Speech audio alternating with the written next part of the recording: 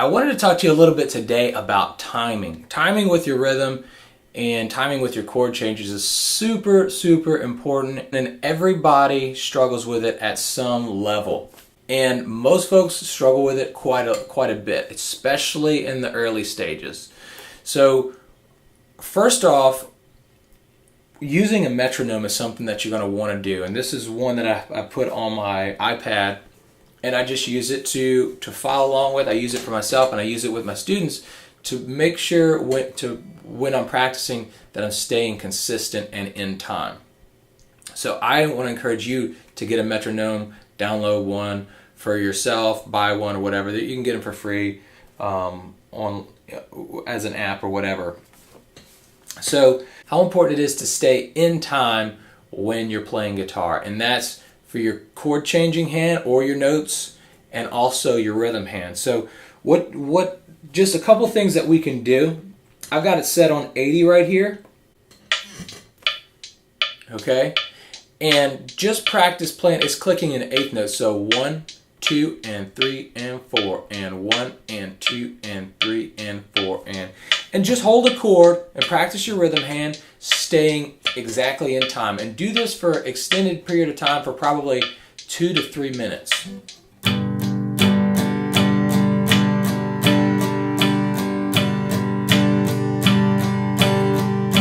Okay, all this is for your rhythm hand. This is not for your chord changing hand. So just make one and get used to the rhythm. I was strumming all downs on eighth notes. Now we can increase that speed or we can slow it down if we need to, but the main thing is that your hand is strumming exactly on that click. Dun, dun, dun, dun, dun. Not between clicks, but right on it, okay? Getting used to that. Now that was all downs. We can also add in upstrokes.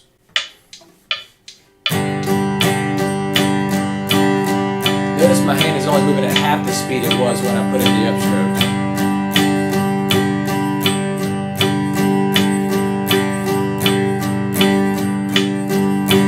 But that's just getting you used to staying in tempo. Same thing as if you were playing with a drummer, other musicians. You've got to stay together in your time.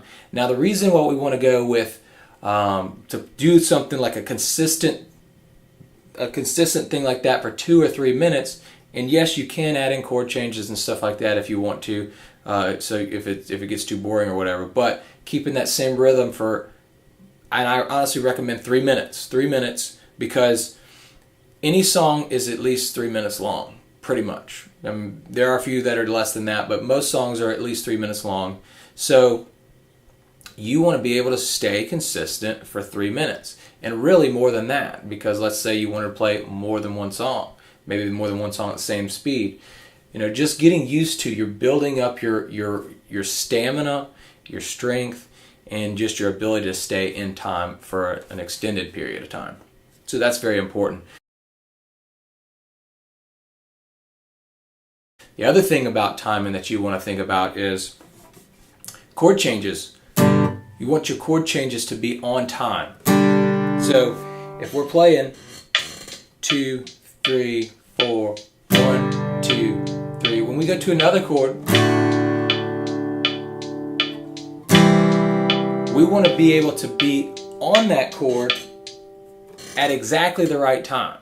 Okay, we want to be on the chord exactly the right time. So if that means that you need to leave the previous chord a little early, then you need to do that. It's more important that you're on the right chord when you should be there than it is that you hold the previous chord as long as you want to. Now, all in all, we want to build up our speed, and using a metronome is a great way to do that, building up your speed. It forces you to jump, from chord to chord or from idea to idea, and it forces you to think faster, okay? And thinking faster is what we need in order to become quicker and become better. So get used to, when you're using your metronome, get used to being at the chord on the one count. So if we were holding the chord for 4 counts, make sure when you get to the next 4 count or the next one with a new chord, that you're there in time. So let's just say, let's go to G, E minor, C, and D. 1, 2, 3, 4. We got G, 3, 4, E minor, 2, 3, 4, C,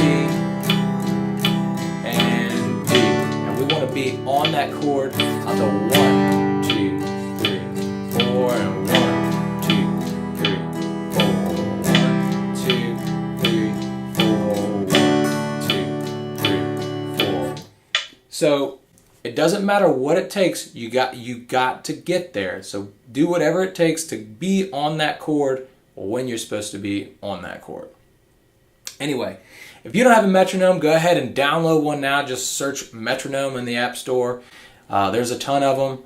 I like this one. Is called the Musebook Metronome M30, and I like it. But I've seen a lot of other ones out there as well. There's also some cool drum apps you can use, all for staying in time. Whatever you do, make sure you use a metronome for helping you to stay in time and to build speed.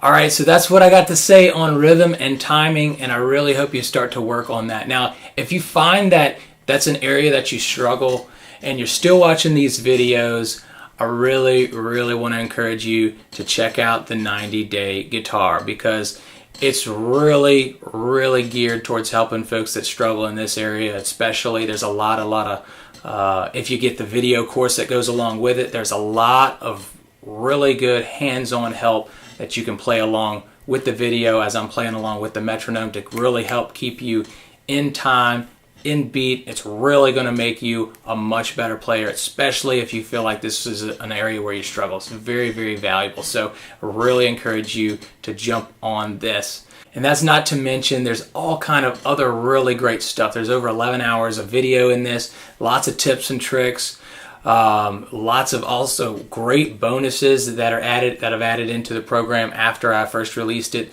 So you'll be able to take advantage of those. So it's a great program. I really think you're going to like it. So check it out, and I will see you in the program.